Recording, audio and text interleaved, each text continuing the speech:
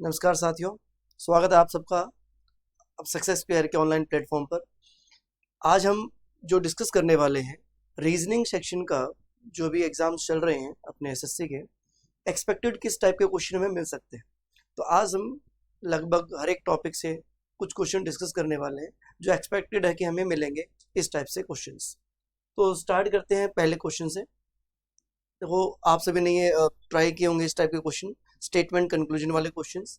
इनको हम करते हैं वेन डायग्राम की हेल्प से। तो एक बार स्टेटमेंट देखिए और देखिए कंक्लूजन हमें दिए गए हैं 4 ऑप्शन के साथ। तो स्टार्ट करते हैं और एक बार समझते हैं कि वेन डायग्राम की हेल्प से इन क्वेश्चंस को हम कैसे करते हैं। ठीक है, वेन डायग्राम हम क्या सर्कल्स का यूज करते हैं स्टेटमेंट के लिए। यहाँ पे हमें स्टेटमेंट में दिया गया है, पहला स्टेटमेंट दिया गया है ऑल पेन आर चार्ट्स। तो हम सारे के सारे पेन को किसके अंदर ले लेंगे भाई? चार्ट्स के अंदर ले लेंगे। ये इसका वेन डायग्राम बना। पहली स्टेटमेंट के लिए हम वेन डायग्राम ऐसे बनाएंगे, सभी पेन चार्ट है। सेकंड है सम चार्ट्स आर पेंसिल, कुछ चार्ट पेंसिल है। तो जितना हमें दिया गया है स्टेटमेंट में उतना ही हम वेन डायग्राम बनाएंगे। पेंसिल पेन को टच कर भी सकता है, नहीं भी कर सकता, ये हमारा डाउट है, लेकिन स्टेटमेंट के अकॉर्डिंग हमारा ये वेन डायग्राम बना। थर्ड स्टेटमेंट है सम पेंसिल्स आर फाइल्स, कुछ पेंसिल फाइल्स है। तो कुछ पेंसिल को हमने फाइल्स बना दिया। अब फाइल इधर टच कर भी सकता है, नहीं भी कर सकता। अब इसके अकॉर्डिंग हम कंक्लूजन देखते हैं कौन सा सही बनेगा कौन सा गलत बनेगा। हमें बोला गया है सम चार्ट्स आर फाइल्स, कुछ चार्ट फाइल है। तो कुछ चार्ट वाला सर्कल इधर है, फाइल वाला सर्कल इधर है। ये आपस में टच हो भी सकता है, नहीं भी हो सकता। इनके बारे में हमें कोई इंफॉर्मेशन नहीं दी गई। और जिस कंक्लूजन में हमें डाउट होता है, जहां पे हमें श्योरिटी नहीं होती, उस कंक्लूजन को हम क्या करते हैं? रॉन्ग करते हैं। तो फर्स्ट कंक्लूजन हमारा क्या हो जाएगा? रॉन्ग हो जाएगा। स्टेटमेंट के अकॉर्डिंग ये हमारा फॉलो नहीं करता है। अगर हम सेकंड कंक्लूजन देखते हैं तो बेटा यहाँ पॉसिबिलिटी का केस दे दिया गया है, संभावना का केस दे दिया गया है। तो आपको देखो, कुछ स्टूडेंट जो हमारे हैं, हमसे जो पढ़े हुए हैं, उनको पता है कि आपको जो किस तरीके से टॉपिक कराया गया है, उनके लिए क्वेश्चन बड़े ही आसान है। ये बताया गया था अगर कोई स्टेटमेंट जो कंक्लूजन डाउट में है, अगर उसके साथ पॉसिबिलिटी वर्ड लग जाए तो हमारा क्या हो जाएगा? सही हो जाता है। और जो कंक्लूजन सही है, ट्रू है, उसके साथ अगर पॉसिबिलिटी संभावना लगेगी तो वो गलत हो जाएगा। तो यहाँ देखते हैं ऑल पेन बीइंग पेंसिल। पहले तो ये देखो, क्या सारे पेन पेंसिल हो सकते हैं? हाँ, ये पेन की बाउंड्री आगे बढ़कर इसको अंदर ले भी सकती है, तो एक संभावना, एक पॉसिबिलिटी है। तो all pen being pencil is a possibility, ये सही हो जाएगा। सभी पेन का पेंसिल होना एक संभावना, एक पॉसिबिलिटी है, तो एक डाउट है ये हमारा, और पॉसिबिलिटी लगते ही क्या हो जाएगा? सही हो जाएगा। तो यहाँ पे ऑप्शन देखेंगे ओनली सेकंड फॉलोज, यानी हमारा आंसर आ जाएगा सी। तो इस क्वेश्चन का आंसर सी है। चलिए आगे देखते हैं किस टाइप के क्वेश्चन हमें मिल रहे हैं। नंबर सीरीज का क्वेश्चन आ गया है। सीरीज आपको बताया गया है, बहुत ही इंपॉर्टेंट है, और जो हमसे पढ़ रहे हैं स्टूडेंट्स उनको पता है कि आपको स्क्वायर, क्यूब, टेबल्स याद करने के लिए बताए गए हैं। उनसे रिलेटेड कहीं ना कोई क्वेश्चन हमें मिल ही जाता है। सीरीज को सॉल्व करने का तरीका क्या होता है कि नंबर के बीच में गैप देखिए, डिफरेंस देखिए। तो हम यहाँ पे देखिए इस क्वेश्चन को करते हैं और गैप देखते हैं। यहाँ पे 4 और 13 के बीच में 9 का गैप। तो सबसे बढ़िया तरीका होता है गैप देखना, गैप ढूंढना। ठीक है, अब यहाँ पे फिर डाउट है, यहाँ पे फिर से हम गैप देखते हैं। अगर 58 और 94 के बीच में आप गैप देखेंगे तो देखिए कितने का आ जाएगा? यहाँ पे 36 का गैप आ जाएगा। तो यहाँ 36 का गैप है। फिर से 94 और 139 के बीच में अगर आप गैप देखेंगे तो यहाँ आ जाएगा 45 का गैप। अगर फिर से आप गैप देखेंगे 193 और 139 के बीच में 4, और यहाँ आ जाएगा आपका 54 का गैप आ जाएगा। तो इन गैप से आपको एक हिंट मिल रहा होगा कि 9 का टेबल एक तरह से चल रहा है। देखो 9 के बाद ये भी 9 से, इन दोनों में 9 का गैप है, यहाँ पे भी 9 का गैप है। तो 9 का टेबल का गैप हमें दे दिया गया है। तो 9 से स्टार्ट हुआ तो 9 2 जा 18, 9 तो नहीं 18 का गैप यहाँ पे बनना चाहिए। तो हम 13 में 18 प्लस कर देंगे तो 31 हमारा ऑप्शन में आना चाहिए। अगर आपको चेक करना है कि हमारा आंसर सही है या गलत है, तो बेटा यहाँ पे जो नंबर आएगा, जैसे 31 आएगा तो 31 में और 58 में 9 3 जा 27 का गैप होना चाहिए। तो आप 58 में से 31 माइनस करके देख सकते हैं कि यहाँ पे गैप 27 का आ रहा है। ठीक है, तो यहाँ पे एक 9 के टेबल का हमें गैप मिल गया है सीरीज के अंदर। तो डिफरेंस एक बहुत ही बढ़िया मेथड है, सीरीज के मैक्सिमम क्वेश्चन इससे हमारे बन जाते हैं। चलिए नेक्स्ट क्वेश्चन पे आते हैं। डाइस का क्वेश्चन आ गया है। डाइस को हमने बड़े अच्छे से लेवल से किया है अपने क्लास में, तो आपके लिए क्वेश्चन भी आसान है। लेकिन यहाँ पे थोड़ा सा चेंज क्या किया गया है, यहाँ पे 1 to 6 नंबर्स की जगह नंबर्स बढ़ा दिए गए, 21 से नंबर स्टार्ट किए गए हैं। आपको एक चीज बताई गई है कि डाइस के अंदर हमें मैक्सिमम 3 साइड्स नजर आती हैं, और जो भी साइड्स हमें नजर आती हैं वो एक दूसरे के अपोजिट नहीं होते हैं, क्योंकि अपोजिट हमेशा दूर दूर होते हैं। तो जब भी यहाँ अपोजिट वाले क्वेश्चन आए तो आप देखिए यहाँ पे कॉमन नंबर क्या है, 24 है। 24 कॉमन है दोनों के अंदर। तो अगर 24 कॉमन है तो 24 के साथ हमें नजर आ रहा है 21 और 22, 21 और 22। तो 24 के अपोजिट ना तो 21 हो सकता है ना ही 22 हो सकता है। ठीक है, ऐसे ही 24 के साथ हमें नजर आ रहा है 25 एंड 26। तो 25 और 26 भी 24 के अपोजिट नहीं हो सकते हैं, क्योंकि इसके साथ एक साथ नजर आ रहे हैं। या रूल 1 एक आपको पता है, कॉमन नंबर से हम क्लॉकवाइज डायरेक्शन में नंबर लिख सकते हैं। तो अगर हमारे ऑप्शन ये नहीं है तो आप देखिए ऑप्शन के अकॉर्डिंग हमारा जो आंसर 25 नहीं हो सकता है, 21 नहीं हो सकता है, 26 नहीं हो सकता। तो क्या रह गया हमारे पास, ए ऑप्शन। तो 23 हमारे इस क्वेश्चन का आंसर आ जाएगा 24 के अपोजिट। ठीक है, क्योंकि जो नंबर्स एक साथ नजर आते हैं वो एक दूसरे के अपोजिट नहीं होते हैं। या इसके अलावा आप रूल 1 का यूज कर सकते हैं। रूल 1 में क्या करते हैं, हम कॉमन नंबर से क्लॉकवाइज डायरेक्शन में नंबर को लिखते हैं। जैसे 24 से हम स्टार्ट करेंगे और क्लॉकवाइज डायरेक्शन में इन सभी नंबर्स को हम लिख देंगे। फिर 24 के बाद आ रहा है 22, उसके बाद आ रहा है 21। फिर सेकंड से भी 24 से ही स्टार्ट करते हैं, 24 के बाद 25 आया, फिर 26 आया। तो ये एक दूसरे के अपोजिट है, ये एक दूसरे के अपोजिट है। तो 24 के अपोजिट कोई नंबर रह गया होगा इनमें से, और वो ऑप्शन के अकॉर्डिंग हमें पता चल रहा है 23। तो 23 हमारे इस क्वेश्चन का आंसर बन जाएगा। चलिए नेक्स्ट क्वेश्चन पे फिर से एक सीरीज का क्वेश्चन हमारे सामने है। और सीरीज के क्वेश्चन के लिए मैंने आपको बताया है, जब भी सीरीज का क्वेश्चन सामने आता है तो हम डिफरेंस देखते हैं और स्क्वायर क्यूब के अलावा मल्टीप्लाई प्लस माइनस देखते हैं। तो यहाँ पे भी एक बार हम गैप देखते हैं, गैप ढूंढते हैं कि इनमें गैप कितने का है। तो 192 और 185 के अंदर अगर आप गैप देखेंगे तो 192 और 185 के अंदर 7 का गैप है, यानी 7 माइनस किया गया, यहाँ पे -7 किया गया है। अगर 185 और 171 में हम देखें कितने का गैप है, देखो 4 और 1, 14 का गैप आ गया। तो 7 का डबल 14 है। अगर टेबल आगे चले तो 14 से आगे बढ़ेगा 21, 21 से आगे 28। तो आगे गैप होना चाहिए 35 का। 7 का टेबल 7, 14, 21, 28, ये माइनस होता जा रहा है, 7 का टेबल यहाँ पे चल रहा है। तो अगर हम चेक करें 122 और 87 में गैप देखें तो ये 5 और ये यहाँ पे 3, 35 का गैप। तो 7 का टेबल चल रहा है, तो बेटा यहाँ पे 14 माइनस करेंगे और 185 में से जब 14 माइनस किया जाएगा तो 151 हमारा आंसर आ जाएगा। तो सेम उसी तरीके से ये क्वेश्चन बना जैसे हमने पहले सीरीज का क्वेश्चन किया गया है। तो आप ध्यान रखिए सीरीज के क्वेश्चन आने के चांस बहुत होते हैं। तो इस बार भी जो एग्जाम हो रहा है उसमें कम से कम 2 क्वेश्चन आपको सीरीज के मिल सकते हैं। चलिए देखते हैं नेक्स्ट। आगे ये आप क्वेश्चन देखिए कोडिंग डिकोडिंग से है। कोडिंग डिकोडिंग के हमने बड़े बेहतरीन लेवल तरीके से और बड़े बेहतरीन लेवल के हमने क्वेश्चन किए हैं, लेकिन उम्मीद है कि जो एग्जाम में आएगा वो भी आप ढंग से कर पाएंगे। एक बार इस क्वेश्चन को देखते हैं। इस क्वेश्चन में हमें दिया गया है होप जो है होप, इसका कोड दिया गया है FRRL, और टेल का कोड हमें दिया गया है MKD और X। फिर पूछा गया है what is the code for story, इसका कोड हमसे पूछा गया है। तो आप सभी को एक चीज पता है, जब भी कोडिंग डिकोडिंग का पार्ट आता है तो लेटर्स के अंदर कोई ना कोई चेंज किया जाता है, उसमें प्लस या माइनस किया जाता है, या प्लस और माइनस में कोई एक सिस्टम होता है, एक लॉजिक होता है, या तो स्टार्टिंग की तरफ या बैक साइड की तरफ। यहाँ पे अगर हम देखें तो पहला लेटर नंबर 8 है, H 8 पर होता है, O हमारा 15 पर होता है, P 16 पर होता है और E हमारा 5 पर होता है। यहाँ पे 6 है, 18 है, 18 है, 12।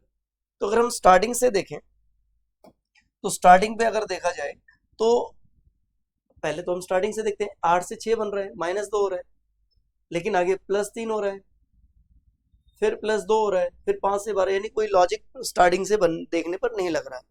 तो अगर हमारा फर्स्ट लेटर कोई कनेक्शन नहीं बन रहा है तो हम पीछे की तरफ एक बार चेक करेंगे। तो पीछे की तरफ देखेंगे, एक बार देखते हैं क्या लॉजिक बनेगा। अगर हम 8 से जाएं यहाँ पर पीछे 12 पर, तो 8 से 12 पर आने पर बेटा 4 प्लस हो गया है। अगर 15 से हम 18 पर जाएं तो यहाँ पे 3 प्लस हो गया है। 16 से अगर 18 पे जाएं तो यहाँ पे 2 प्लस हो गया है, और 5 से 6 पे जाएं तो +1 हो गया है। तो देखो लॉजिक ये है, एक लॉजिक बनाए, एक सिस्टम बनाए। तो यहाँ पीछे की तरफ चले हैं, +4 +3 +2 +1। पहले वाले में +4 करके पीछे, सेकंड वाले में +3 करके पीछे, थर्ड वाले में +2 करके पीछे, और लास्ट वाले में +1 करके पीछे। +4 से ही स्टार्ट इसलिए हो रहा है क्योंकि इस वर्ड के अंदर 4 लेटर है।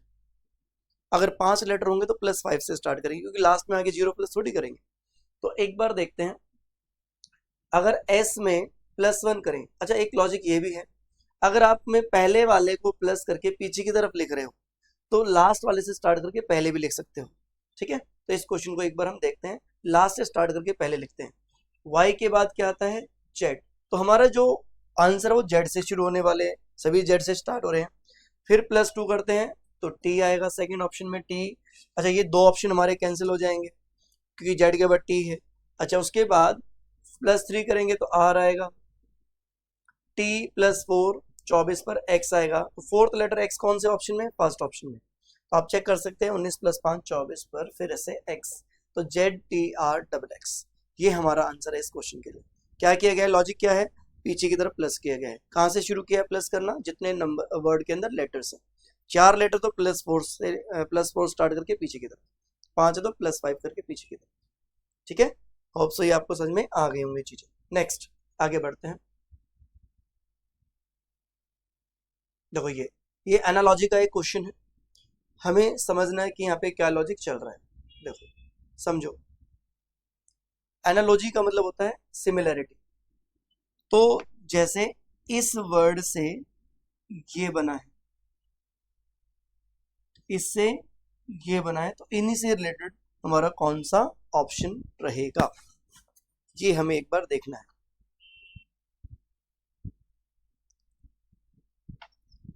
ठीक है, इसको समझिए, फिर इससे रिलेटेड क्या आएगा ये हमें निकालना होगा।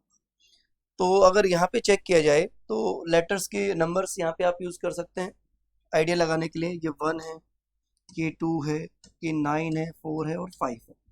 यहाँ 7 6 11 4 और 3 है। तो अगर ध्यान से देखा जाए तो यहाँ क्या चल रहा है वो समझते हैं। 1 + 2 3, 2 + 2 4, 9 + 2 11, 4 + 2 6, 5 + 2 7। तो हर एक लेटर की पोजीशन में +2 करके बैक साइड, ऐसा यहाँ पे भी चेक करते हैं। देखो ये 3 है और बैक साइड में 5 है, ये 8 है, फिर ये 10 है, तो +2 कर रहे हैं, यहाँ पे भी +2 हो रहा है। तो जैसे यहाँ पे +2 आए तो इस वर्ड के अंदर भी हम +2 करके लिखेंगे। और ये आप देखो अभी बताया मैंने, अगर +2 करके पीछे की तरफ जा रहा है स्टार्टिंग से, तो आप बैक से स्टार्ट करके पहले लिख सकते हो। जैसे M + 2 O, 15 पर O आ जाएगा, O + 2 Q, O + 2 Q, L + 2 N आ जाएगा, और B + 2 D आ जाएगा। तो ऐसा ऑप्शन देखना हमने, OQQND, इस क्वेश्चन का आंसर A। तो ए हमारे इस क्वेश्चन का आंसर आएगा। तो ऐसे वर्ड एनालॉजी भी एक्सपेक्टेड है कि इस बार आपको एग्जाम में पूछा जाएगा। तो जिन बच्चों का अभी एग्जाम नहीं हुआ है, एक बार ये क्वेश्चंस इस तरह के आप देख के जाएं। चलिए आगे बढ़ते हैं, नेक्स्ट क्वेश्चन पे आते हैं। देखिए, ये हमारा एक सीरीज का क्वेश्चन है, नॉन वर्बल सीरीज का क्वेश्चन है। सीरीज के क्वेश्चंस में हमें पैटर्न देखना होता है, कौन सा नंबर कहाँ पे शिफ्ट हो रहा है, कौन से कोने से कौन सा नंबर क्लॉकवाइज बढ़ रहा है, एंटी क्लॉकवाइज बढ़ रहा है, कितने स्टेप चेंजेस आ रहे हैं। तो ये हमें करना होता है। आप किसी एक नंबर या लेटर को उठा सकते हैं। अगर हम देखें यहाँ पे इस नंबर को, देखो जो यहाँ पे है अगली पोजीशन में वो यहाँ पे, यानी यहाँ से इसमें शिफ्ट हो रहा है। ठीक है, 8 यहाँ से फिर यहाँ पे आ गया। अच्छा, अब यहाँ पे देखें तो अगले जो हमारा वर्ड होगा, अगला जो पोजीशन होगी, जैसे 0 यहाँ से यहाँ आ गया, तो 2 यहाँ से कहाँ पहुंचेगा? यहाँ पे पहुंचेगा। तो ऑप्शन 2 कौन से ऑप्शन में है? या तो हमारा आंसर ए होने वाला है, यहाँ हमारा आंसर डी होने वाला है। तो ये 2 ऑप्शन तो हमारे आंसर नहीं हो सकते हैं। अब इसके अलावा देखते हैं, जैसे हमने देखा 8 अगली पोजीशन में यहाँ शिफ्ट हो गया, 8 यहाँ आ गया, 8 नजर आ रहा है, यहाँ पे 0 0 नजर आ रहा है, 2 2 नजर आ रहा है, तो अगली पोजीशन में 7 यहाँ आ जाएगा, तो यानी इस साइड हमारा 7 होना चाहिए। तो 2 और 7 दोनों ऑप्शन में है हमारे। अब आगे हम कोई थर्ड उठा लेते हैं, जैसे बीच वाला अगर हम देखें तो जो बीच में है वो यहाँ से यहाँ पहुंच रहा है, बीच वाला यहाँ से यहाँ पहुंच रहा है, बीच वाला यहाँ से यहाँ, यानी यहाँ पे आएगा 1, और यहाँ पे 1 ए ऑप्शन में नहीं है, और कौन से ऑप्शन में है, डी ऑप्शन में।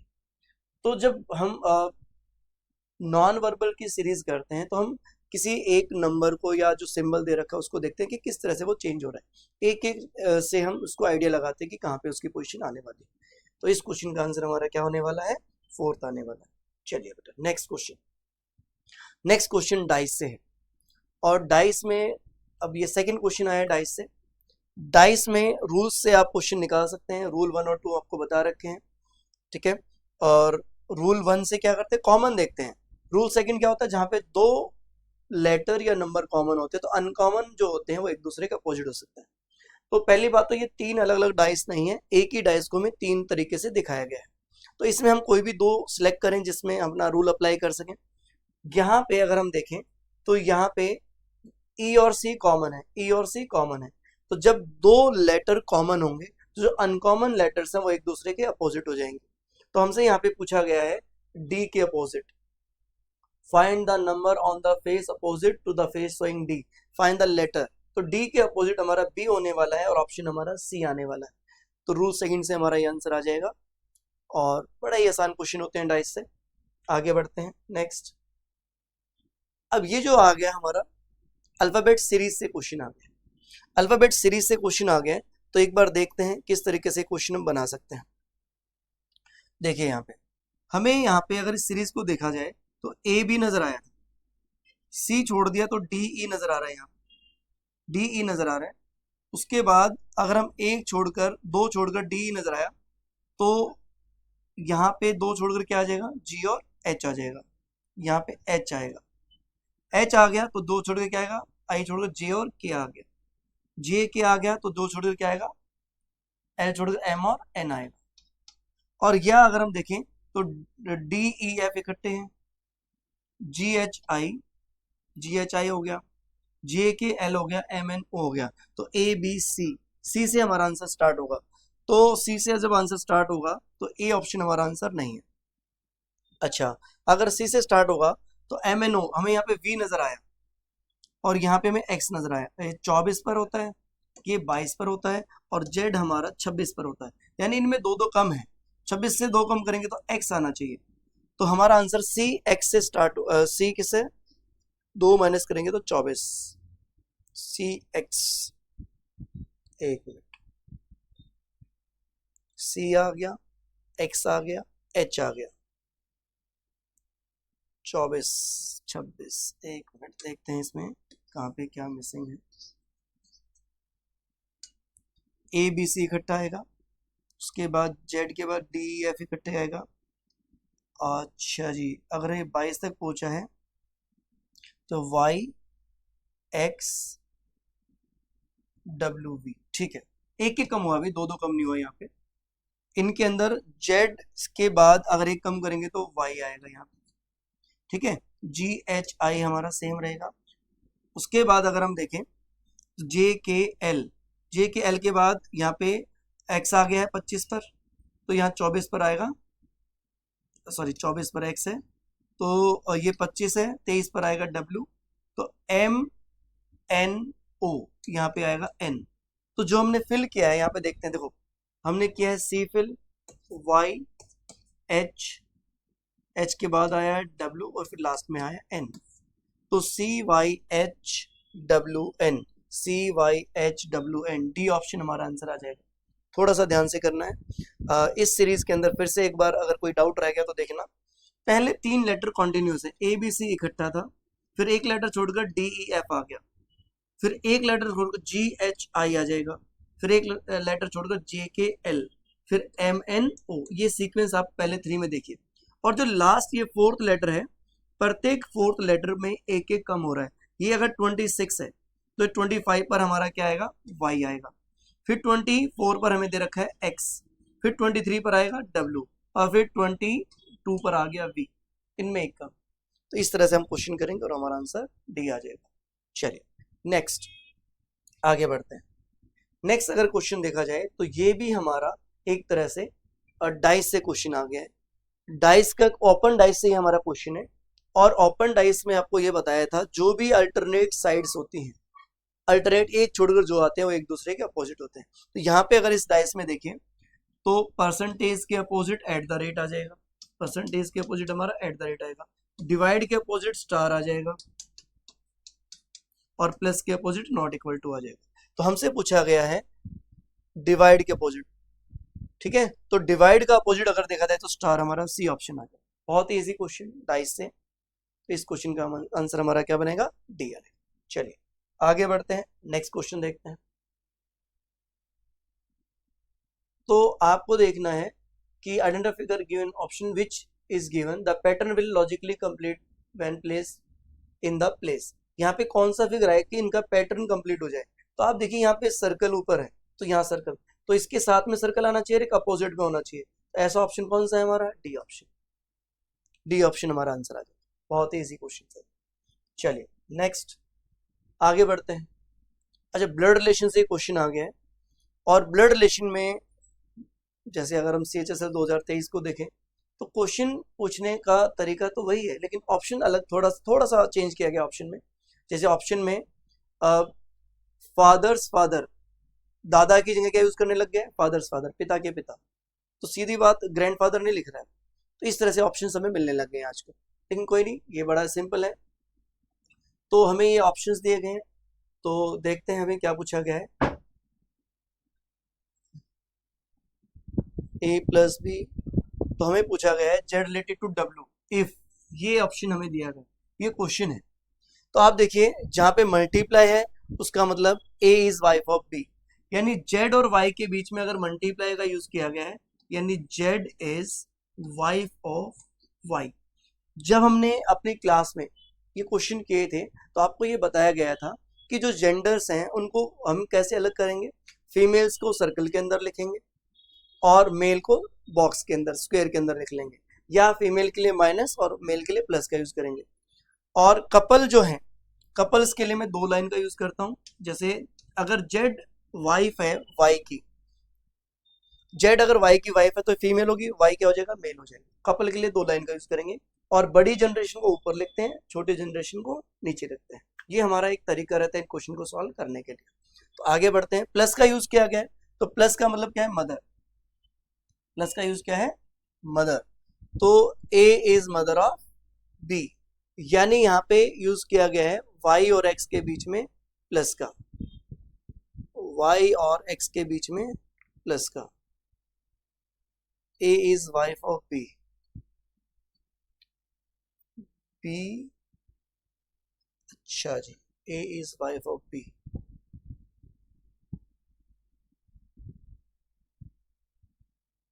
कुछ क्वेश्चन में एरर है, टाइपिंग एरर लग रहा है मुझे, 1 मिनट देखने दीजिए। A B की पत्नी है, और प्लस का मतलब है A B की माता है, A B की पत्नी है, Z Y की पत्नी है, और Y X की माता है। तो इस क्वेश्चन में एक एरर है, इसको दोबारा से चेक करके आपके सामने लेके आएंगे।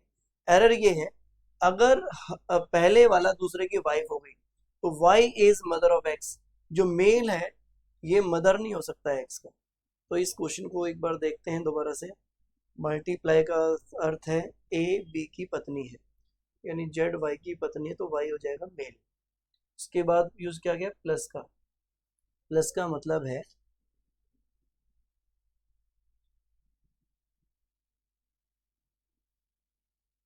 A B की माता है। चलिए चेंज करते हैं इस क्वेश्चन को, इसमें कुछ थोड़ा एरर आ गया। अगला क्वेश्चन देखते हैं। काउंटिंग ऑफ फिगर्स से नेक्स्ट क्वेश्चन है हमारा। काउंटिंग ऑफ फिगर्स में सबसे इंपॉर्टेंट पार्ट ट्रायंगल्स होता है, तो यहाँ पे बताना है हमें how many triangles are there in this figure. तो एक बार देखते हैं बेटा इसमें कितने ट्रायंगल्स हमें मिलेंगे। देखो, अगर आपके सामने कोई ऐसी शेप आती है, ये वाली शेप, तो इस शेप के लिए आपको बता रखा है अगर किसी ट्रायंगल में ऐसे लाइंस आ जाए, उसमें नंबर ऑफ ट्रायंगल्स कैसे पता करेंगे, अंदर जितने भी ट्रायंगल्स हैं उनको प्लस कर दीजिए, आपका आंसर आ जाता है 1 + 2 + 3। इसमें 6 ट्रायंगल्स हैं, ठीक है, लेकिन हमें दिया गया है ये वाला, इसमें 1 + 2 कितने ट्रायंगल है, 3। कौन कौन से 3 होते हैं, एक तो ये वाला ट्रायंगल, एक ये वाला और एक कंप्लीट, 3 हो गए। तो इसमें देखो ये 3 ट्रायंगल्स तो यहाँ हो गए, फिर ये साइड में है हमारा ये वाला 4, फिर ये साइड में है ये हमारा 5। तो केवल इस शेप के अंदर 5 ट्रायंगल्स है। अगर इधर हम चेक करें इधर, तो अभी वही शेप हमारे सामने है, तो इसमें 3 ट्रायंगल्स होंगे, और ये शेप फिर से हमारे सामने है, इसमें फिर से 3 ट्रायंगल हो जाएंगे, ठीक है। और इधर अगर हम चेक करें इधर वाले, तो यहाँ 1 2 3 4 ट्रायंगल यहाँ हो गए, और एक ट्रायंगल हमारे ये मिल गए। तो टोटल ट्रायंगल्स की बात करें तो 5 और 6 मिलकर 11, 11 और 4 मिलकर 15 और +1 16। तो 16 ट्रायंगल है इस फिगर के अंदर। 16 आंसर। इसमें 5 है, ये 6 हो गए थे, ये साइड वाला 7, 7 तो 7 के बाद सॉरी 5 और 6 11, ये 12, 12 और 4 मिलके कितना हो जाएगा 16। 16 इस क्वेश्चन का हमारा आंसर। तो 16 triangle are there in this figure. चलिए आगे बढ़ते हैं, नेक्स्ट क्वेश्चन देखते हैं। Set analogy. सेट एनालॉजी से क्वेश्चन आ गया है, और ये भी उम्मीद है कि आपको इस बार भी क्वेश्चंस देखने को मिलेंगे, तो जो बच्चे प्रिपेयर कर रहे हैं इस पे ध्यान दीजिएगा। अब आपको स्क्वायर्स की बात करें तो वो फर्स्ट नंबर का स्क्वायर ये सेकंड नंबर है, स्क्वायर सेकंड करके उसका डबल कर दिया गया है। ऐसे ही 7 का स्क्वायर 49 है, और 49 को डबल कर दिया गया 98। ऐसा ही सिमिलर हमें ऑप्शन देखना पड़ेगा जिसमें सेम रूल फॉलो हो रहा हो। तो 12 का स्क्वायर तो 144 होता है, ये हमारा ऑप्शन नहीं है। इसमें भी 144 दे रखा है, ये 14 का स्क्वायर 144 नहीं होता। तो इन दोनों ऑप्शन को हमें चेक करना है। लेकिन 144 का डबल 288 हो जाएगा, तो ये हमारा आंसर आ जाएगा, ये हमारा गलत।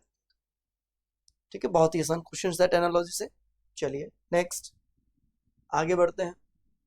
ये भी कोडिंग डिकोडिंग का एक क्वेश्चन हमारा बन गया है। कोडिंग डिकोडिंग से क्वेश्चन आ रहा है, तो इसको समझते हैं किस तरह से हम इस क्वेश्चन को सॉल्व करेंगे। देखिए भाई, गोट वर्ड का कोड दिया है 8652, उसके बाद ट्रैक वर्ड का कोड दिया है 4256। हमसे पूछा है what is the code for R. R के लिए क्या कोड यूज किया गया। तो ऐसे क्वेश्चंस में पहले तो नंबर्स, लेटर के नंबर भी हमें ध्यान रखने हैं, और कई बार नंबर से नहीं होता है, इसको कुछ कॉमन लेटर से हम करते हैं। जैसे इन दोनों वर्ड को देखा जाए तो इन दोनों वर्ड में कुछ कॉमन लेटर्स हैं, तो जो कॉमन लेटर्स हैं उनके कोड भी कॉमन वैसे ही रहेंगे। जैसे हम अगर हम देखें तो ए यहाँ पे कॉमन है, जी यहाँ पे कॉमन है, और टी यहाँ पे कॉमन है। 3 लेटर कॉमन है, तो हमें 3 नंबर कॉमन देखने को मिलेंगे यहाँ। तो यहाँ देखा जाए तो 6 कॉमन आ गया, 5 भी यहाँ पे भी नजर आ रहा है, यहाँ पे भी 2 भी यहाँ नजर आ रहा है, 2 यहाँ पे भी नजर आ रहा है। तो यानी जो 3 लेटर कॉमन थे उन 3 के कोड ये कॉमन वाले हैं। अनकॉमन का कोड जो रह गया, जैसे यहाँ पे आर रह गया, तो आर के लिए क्या रह गया 4 रह गया, तो आर का कोड 4, ये हमारा आंसर। कॉमन लेटर से हम चेक करते हैं, सब्स्टिट्यूशन कोडिंग का ये पार्ट है एक तरह से। तो ये कोडिंग डिकोडिंग का हमारा आंसर है। नेक्स्ट क्वेश्चन देखते हैं भाई, आगे बढ़ते हैं, इस क्वेश्चन को देखते हैं। अच्छा, कोडेड रिलेशन से क्वेश्चन मिल रहे हैं ब्लड रिलेशन के, इस टॉपिक से कोडेड वाले को आप ध्यान में रखते हुए आंसर दीजिएगा। पहले क्वेश्चन में थोड़ा सा एरर था, इसको चेक करते हैं कि हमारा सही है या गलत है। हमें दिया गया है इफ, ये सिचुएशन हमें दी गई है, तो पहले तो देखते हैं एट द रेट का मतलब ए इज फादर ऑफ बी, यानी ए और बी के बीच में एट द रेट है। तो ए जो है फादर है, पिता है किसका, बी का। तो जो बड़े हैं उनको ऊपर, छोटे वालों को नीचे। बी और सी के बीच में एंड का यूज किया गया है, एंड का मतलब है वाइफ। तो बी जो है वाइफ है किसकी, सी की, तो सी मेल हो जाएगा, ये कपल बन गया। सी और डी के बीच में एट द रेट का मतलब होता है फादर ऑफ बी, तो सी इज फादर ऑफ डी। ठीक है, सी फादर है डी का। डी और के के बीच में प्लस का यूज किया गया है, तो प्लस का मतलब होता है ए इज सिस्टर ऑफ बी, यानी डी इज सिस्टर ऑफ के, डी सिस्टर है के की। उसके बाद के साथ है डिवाइड का यूज, डिवाइड का मतलब है मदर, इसका मतलब के इज मदर ऑफ एफ, के माता है एफ की। हमसे पूछा है हाउ सी रिलेटेड टू के, सी का रिलेशन पूछा है के से। अब एक चीज बताओ मुझे, डी अगर बहन है के की तो ये दोनों बहनें हो गई, और डी का फादर कौन है, सी, तो सी के का भी फादर हो जाएगा। तो सी इज फादर ऑफ के, तो फादर हमारा कौन सा ऑप्शन है, ए ऑप्शन, तो ए ऑप्शन हमारा आंसर आ जाएगा, सी इज फादर ऑफ ए के। सिंपल क्वेश्चन है, आपको ऐसे बनाना था, पहले क्वेश्चन में थोड़ा सा एरर है, चेक करेंगे उसको दोबारा से। चलिए नेक्स्ट, ये फिर से क्वेश्चन आ गया हमारा कोडिंग डिकोडिंग के सब्स्टिट्यूशन के पार्ट से। जैसे हमें एक लाइन गिवन है, उस लाइन का एक कोड गिवन है, इस लाइन का कोड हमें ये दे रखा है और इस लाइन का कोड हमें ये दे रखा है। तो हमें देखना है, देखो जो लाइन अगर इस तरह से हमें कोड दे रखा है, चाइनीज कोडिंग बोल सकते हो आप इसको, तो इनमें बेटा कॉमन हमें देखना होता है। अगर हम दोनों लाइंस में देखें तो make everyone happy, everyone rob him, तो एवरीवन जो है दोनों के अंदर है, तो जो कोड हमें दे रखे हैं उनका कोड कॉमन देख लो। जैसे कॉमन हमारा क्या मिल रहा है, टे, इनमें वर्ड भी कॉमन एवरीवन है और कोड भी कॉमन टे है, तो एवरीवन के लिए किसका यूज किया गया, टे का यूज किया। बहुत ही सिंपल क्वेश्चन, तो टे हमारे इस क्वेश्चन का आंसर बन जाएगा, कॉमन वर्ड कॉमन कोड, इस तरह से हम देखते हैं। चलिए त्रिभुज ट्रायंगल फिर से यहाँ पे पूछा गया है, काउंटिंग ऑफ फिगर से ये टॉपिक है हमारा, क्वेश्चन हमारा काउंटिंग ऑफ फिगर से। तो केवल अगर इस शेप में देखा जाए तो 1 2 3 4, इस शेप के अंदर 4 ट्रायंगल है। अच्छा ये सेम शेप यहाँ पे भी है, 1 2 3 4, लेकिन इसमें एक्स्ट्रा ये वाला भी आ गया, तो इसमें 5 ट्रायंगल हो गए। अभी आपके सामने हमने ये डिस्कस किया था, अगर कोई शेप ऐसे होती है तो उसके अंदर 3 ट्रायंगल होते हैं, तो 3 तो ये हो गए और ये 4 और 5, यानी इसके अंदर 5 ट्रायंगल है। तो टोटल देखा जाए तो 5 + 5 10, 10 + 4 14 इस क्वेश्चन का आंसर। तो there are 14 triangles in this figure. Easy question, आराम से चेक कर लिए किस तरह से पूछा गया है और हमारे आंसर किस तरह से आ गए। चलिए नेक्स्ट क्वेश्चन पे आते हैं। ये एक तरह से अल्फाबेटिकल ऑर्डर से क्वेश्चन आ गया है, ऐसे क्वेश्चन भी हमने अपनी क्लास में किए हुए हैं। पूछा गया the position of how many letters will remain unchanged if each letter in the word virtual is arranged in English alphabetical order. भाई एक वर्ड है वर्चुअल, अच्छा अल्फाबेटिकल ऑर्डर क्या होता है, जो ABCD होती है उसके अकॉर्डिंग जो पहले आ रहा है पहले लिखना है। जैसे वर्ड है वर्चुअल, इस वर्ड में सबसे पहला लेटर आएगा A, ABCD के अंदर सीक्वेंस में। अच्छा A के बाद अगर देखा जाए तो कौन सा लेटर आता है, I के बाद इनमें से आता है L के बाद इनमें से आएगा R के बाद आएगा T, फिर आएगा U और लास्ट में आएगा V। तो हमसे पूछा गया है how many letters will remain unchanged, तो जो वहीं पे ही रहे जिनकी पोजीशन चेंज नहीं हुई अरेंज करने के बाद, तो कितने लेटर्स हैं, तो हमें केवल एक ही लेटर नजर आ रहा है आई के बाद कोई भी लेटर वहां पे नहीं आया जहां पे आना चाहिए, तो इस क्वेश्चन का आंसर है 1, एक ही लेटर ऐसा जो अनचेंज रहा। तो एक सिंपल क्वेश्चन है, अल्फाबेटिकली अरेंज करने के बाद हमसे पूछा गया है। अगला देखते हैं question, each of the following word framed is arranged alphabetical order for how many letters are there in alphabetical series between the letter which is. अच्छा चलो पहले तो एक बार देखते हैं क्या ये कह रहा है। फ्रेम्ड वर्ड जो है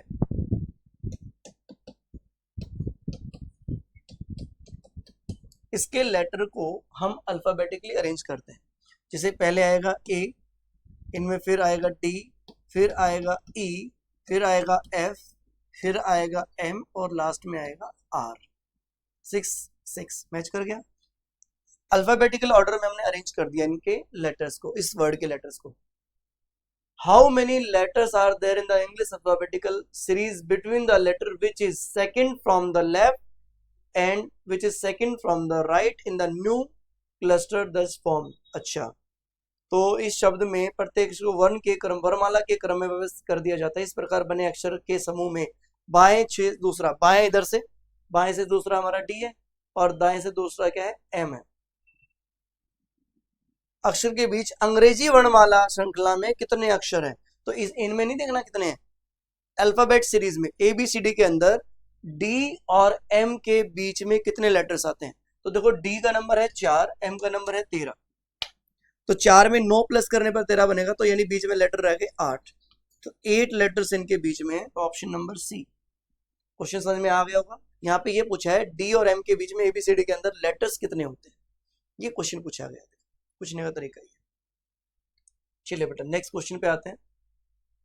अच्छा कौन से सिंबल यहाँ रख दें इनमें से कि हमारी इक्वेशन सी हो जाए। तो थोड़ा सा हमें ऐसे क्वेश्चन जब करते हैं तो बेटा डिवाइड का यूज किया करो, थोड़ा सा डिवाइड हमें हिंट देता है, कैलकुलेशन हमारी इजी कर देता है, टाइम हमारा कम लगेगा। जैसे अब अगर देखें तो डिवाइड की क्वेश्चन अगर सेकंड पर आ जाएगी तो 4 डिवाइड बाय 9 हो जाएगा, जो कि पॉइंट में आंसर आएगा, गलत हो जाएगा। अच्छा अगर हमारी लास्ट में आएगी तो 3 14 से डिवाइड नहीं होता, ये भी गलत हो जाएगा। तो ये दोनों ऑप्शन तो हमारे नहीं बन सकते हैं।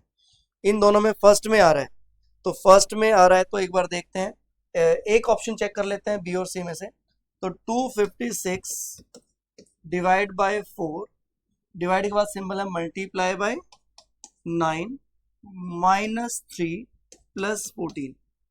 अगर ये सॉल्व करने पर सही बन गया तो यही आंसर है, नहीं तो ये बचेगा, यही आंसर हो जाएगा। तो बेटा ये 4 से कैंसिल करते हैं, 64 मल्टीप्लाई बाय 9, तो 64 मल्टीप्लाई बाय 9 तो बहुत बड़ी वैल्यू चली जाएगी, तो ये हमारा आंसर नहीं बनेगा, तो डी हमारा आंसर होगा। लेकिन डी को एक बार चेक कर सकते हैं। देखो आधे अधूरी कैलकुलेशन पे आइडिया लगाना सीखे, हमें पता चल जाता है कि उतना हमारा आंसर बनेगा या नहीं बनेगा। लेकिन एक इसको सॉल्व करते हैं लास्ट ऑप्शन को। 256 को डिवाइड करते हैं हम 4 से, फिर माइनस करते हैं 9, फिर मल्टीप्लाई बाय 3 और लास्ट में प्लस 14। ये हम एक बार सॉल्व करके देखते हैं। तो ये हमारा 64 आ जाएगा, 64 माइनस में 27 प्लस का 14 हो जाएगा। तो पहले प्लस कर देते हैं, 64 में 78 हो जाएगा, 78 में 27 माइनस करेंगे 51 आ जाएगा। तो डी इज राइट आंसर। तो डिवाइड हमारी हेल्प करता है, सारे ऑप्शन चेक करने की जरूरत नहीं है। चलिए नेक्स्ट क्वेश्चन पे आते हैं। सेम सिंबल वाला ऑप्शन आ गया, किन सिंबल्स को इंटरचेंज करें कि इक्वेशन सही बन जाए। तो यहाँ पे भी आप देखिएगा थोड़ा सा डिवाइड वाला हिंट हमें मिलता है। तो किन दो को चेंज करने पर इक्वेशन सही बनेगी, तो ये देखना है। तो अगर आप डिवाइड और प्लस को चेंज करेंगे, इसका मतलब यहाँ प्लस आ जाएगा और यहाँ आ जाएगा डिवाइड, तो 32 और 72 में डिविजिबल नहीं हो पाएगा, तो ये ऑप्शन आंसर नहीं बनेगा। ठीक है, इस तरह से आप चेक कर सकते हैं। अच्छा उसके बाद अगर सेकंड ऑप्शन अगर हम चेक करें, डिवाइड और माइनस, यहाँ माइनस आ जाए और यहाँ डिवाइड आ जाए, तो भी आपका आंसर नहीं बनेगा। थर्ड ऑप्शन चेक करते हैं, प्लस और मल्टीप्लाई, यहाँ आ जाए प्लस और यहाँ आ जाए मल्टीप्लाई, तो 32 और 72 का मल्टीप्लाई बड़ा वैल्यू हो जाएगा। एक बार पहले लास्ट ऑप्शन चेक कर लेते हैं, अगर माइनस और प्लस इनको चेंज किया जाए, यानी यहाँ पे आ जाए प्लस और यहाँ आ जाए माइनस, तो देखते हैं इसको सॉल्व करने पर क्या बनेगा। तो 588 डिवाइड बाई 28, तो 7 से कैंसिल हो रहा है, तो 7 से कैंसिल करते हैं, 7 8 जा 56, 7 4 जा 28, 7 4 जा 28, 4 से कैंसिल करेंगे तो 21 आ गया। तो ये 21 आ गया, 21 मल्टीप्लाई बाय 32 माइनस 72 प्लस 160, ये हमें करना है। तो बेटा 21 से 21 दूनी 42, 2 4 आएगा 63 और 4 67 672, और इसमें हम प्लस करेंगे 160, तो 231, 832 में माइनस 72 करेंगे तो देखो ये आ गया 0, 12 में से 5 और यहाँ 750 आंसर आया।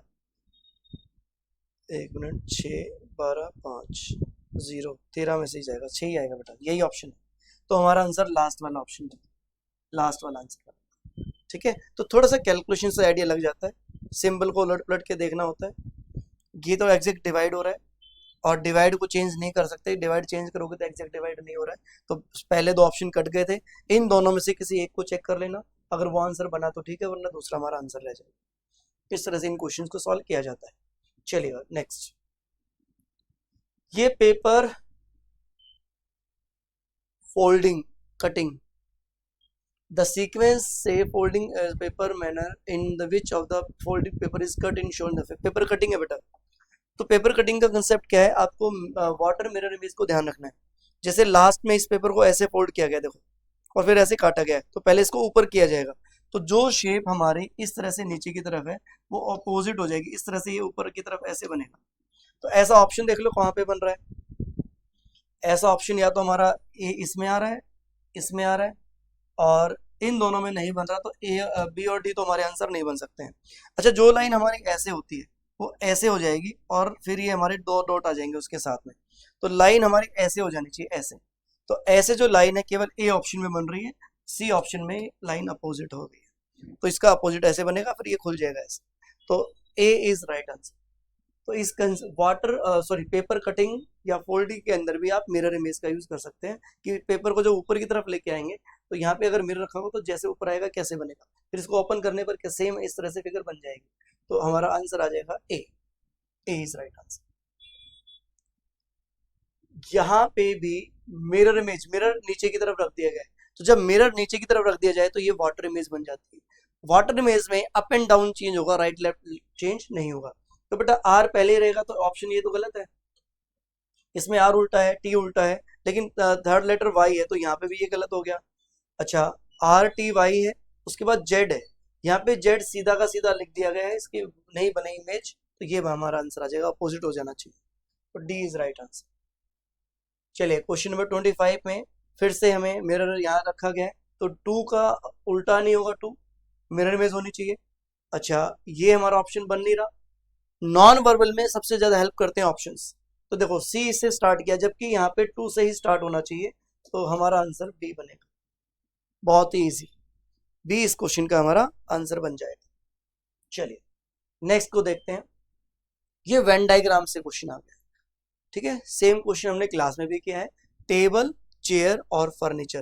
देखो फर्नीचर के दोनों ही पार्ट हैं, टेबल और चेयर, तो उसके अंदर आने चाहिए, तो एक ही ऑप्शन हमारा ऐसा है कि ये हमारा आंसर बन जाएगा। ठीक है, कुछ चेयर ही फर्नीचर थोड़ी होती है, सारी चेयर फर्नीचर के अंदर होती है। ठीक है, तो ये हमारा आंसर आएगा एफ सी ऑप्शन। फिर से एक सेकंड क्वेश्चन वेन डायग्राम का। इसमें देखो फादर, पायलट और वुमेन है, तो फादर और वुमेन का सर्कल तो आपस में टच कर नहीं सकता। ठीक है, तो फादर और वुमेन, लेकिन देखो इसने अगर इसको देखे तो पायलट के अंदर फादर, सारे फादर पायलट नहीं होते हैं। ठीक है, अच्छा डी ऑप्शन में इसको अलग कर दिया, वुमेन भी पायलट हो सकती है। सी ऑप्शन में देखो कहीं ना कहीं सभी एक दूसरे को टच कर रहे हैं, इन दोनों को छोड़कर, तो ये भी हमारा ऑप्शन नहीं बनेगा, ए आंसर बनेगा। बीच में आ जाएगा पायलट, पायलट फादर भी हो सकता है और वुमेन भी पायलट हो सकती है, और फादर और वुमेन आपस में टच नहीं करेंगे, अलग अलग बनेगा। तो इस क्वेश्चन का आंसर हमारा क्या बनेगा, ए। चलिए नेक्स्ट क्वेश्चन देखते हैं।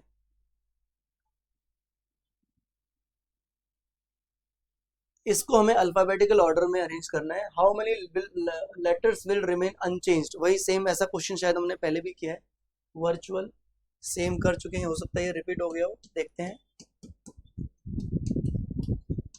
इसमें अगर पहले देखें तो ए आएगा, ए के बाद आई आएगा, आई के बाद हमारा यहाँ पे आएगा एल आएगा, एल के बाद यहाँ पे आएगा हमारा आर, फिर आएगा हमारा टी, यू और डी, तो आई वन ही आएगा आंसर। ये हम कर चुके हैं, क्वेश्चन पहले आ चुका है। चलिए आगे बढ़ते हैं। Trouble making from left to right alphabetical order, how many letters will remain unchange. अच्छा जी, एक वर्ड है ट्रबल मेकिंग,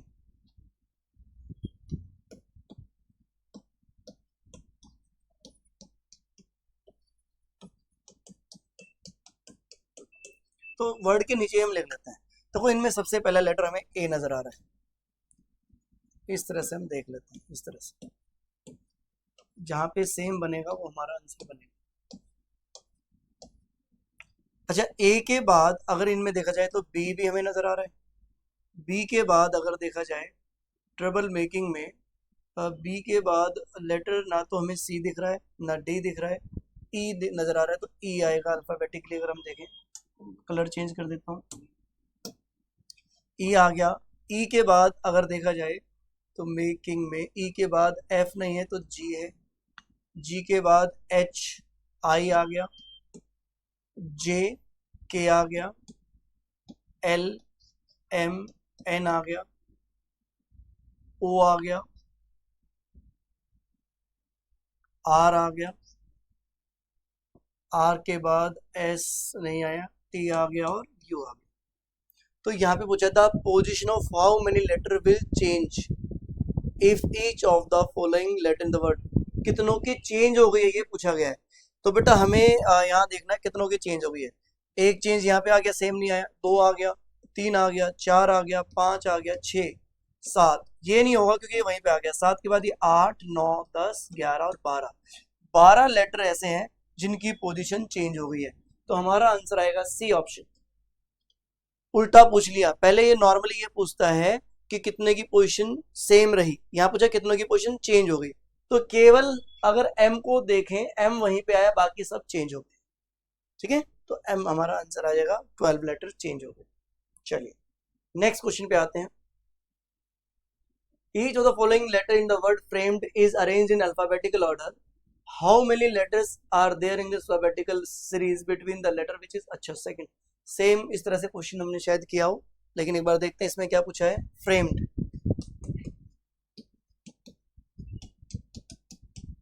फ्रेम्ड को अगर अरेंज किया जाए तो सबसे पहले आएगा ए, फिर आएगा ई, फिर आएगा एफ, फिर आएगा सॉरी डी रह गया हमारा, A D E F M और आर, ये अरेंज कर दिया हमने। तो which is second from the left end which one is second from the right.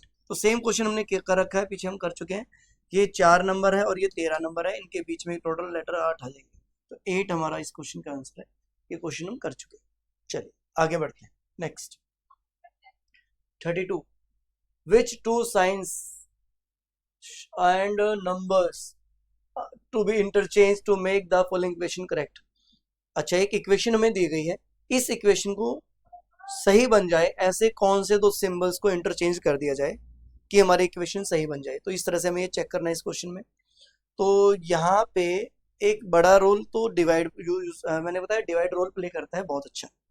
तो बेटा अगर देखा जाए 840 और 38, 840 38 से तो डिवाइड नहीं होता, थोड़ा डिविजिबिलिटी रूल्स पे ध्यान दीजिएगा, क्योंकि 19 से ये डिवाइड होता है, यहाँ 19 से ये डिवाइड नहीं होगा। तो डिवाइड अगर यहाँ आएगा या तो डिवाइड चेंज होना चाहिए या फिर 38 यहाँ से चेंज होना चाहिए। पहले क्वेश्चन में डिवाइड और प्लस को चेंज कर रहा है, अगर मैं यहाँ डिवाइड ले आऊंगा तब भी 7 10 से डिवाइड नहीं होगा, तो ए ऑप्शन हमारा आंसर नहीं हो सकता। ठीक है, अगर यहाँ देखें सेकेंड ऑप्शन में देखा जाए तो 12 एंड 38 को इंटरचेंज कर दें, 12 एंड 38। अच्छा, 12 और 38 इंटरचेंज करने पर बिल्कुल हमारा आंसर बन सकता है, क्योंकि 12 से ये नंबर डिवाइड होता है। तो ये हमारा एक तो ऑप्शन बनना चाहिए, ये वाला ऑप्शन। और इसमें एक सिंबल रह गया है, उसको देखते हैं, टाइपिंग एरर है, क्या है, क्या आना चाहिए देखते हैं अभी। अगर हम 12 और 38 को इंटरचेंज करेंगे तो 840 डिवाइड बाई 12 हो जाएगा। फिर अगर हम देखा जाए तो मल्टीप्लाई के साथ एक बार इस क्वेश्चन को चेक कर लेते हैं कि यहाँ पे एक सिंबल क्या आना चाहिए, चेक करके आपको बताते हैं।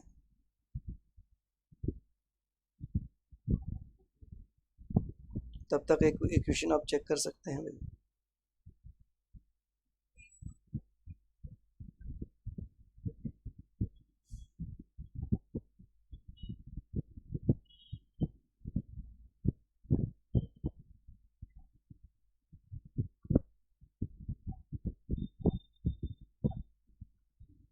ये माइनस है, इधर माइनस है, तो मल्टीप्लाई के साथ माइनस चेक करना है, चेंज करना है। तो हमने नंबर्स को भी चेंज करना है और सिंबल्स को भी चेंज करना है। यानी यहाँ पे तो हमारा आ जाएगा 12, यहाँ चला जाएगा 38, और मल्टीप्लाई की जगह आ जाएगा माइनस, और माइनस की जगह आ जाएगा मल्टीप्लाई। यानी यहाँ पे मल्टीप्लाई बाय 7 हो जाएगा, प्लस में 10 होगा, माइनस 38 होगा, और ये 462 के इक्वल आ रहा है, नहीं आ रहा। वैसे तो देखो आइडिया लग रहा है, क्योंकि डिवाइड 12 से ही होगा, ये एक ही ऑप्शन हमारा आंसर बन रहा है, लेकिन चेक करते हैं। देखो 12 7 84, यानी 70 यहाँ पे आ गया, मल्टीप्लाई बाय कितना हो जाएगा 70, 490 हो जाएगा, 490 प्लस 10 माइनस 38। तो 500 में से जब आप 38 माइनस करेंगे तो 462 आ जाएगा बिल्कुल। तो हमारा जो आंसर बनेगा बी ऑप्शन बनेगा। आप यहाँ देखिएगा मल्टीप्लाई और साथ में जो सिंबल है ये है माइनस का, मल्टीप्लाई और माइनस को चेंज करेंगे और 12 और 38 को चेंज करेंगे तो इक्वेशन बन जाएगी। तो नंबर्स और लेटर दोनों। तो आइडिया लगाया करो बेटा कौन सा एग्जैक्ट डिवाइड कर रहा है, क्योंकि यहाँ पे आंसर पॉइंट में नहीं, ठीक है, इसकी हेल्प लीजिए कैलकुलेशन की।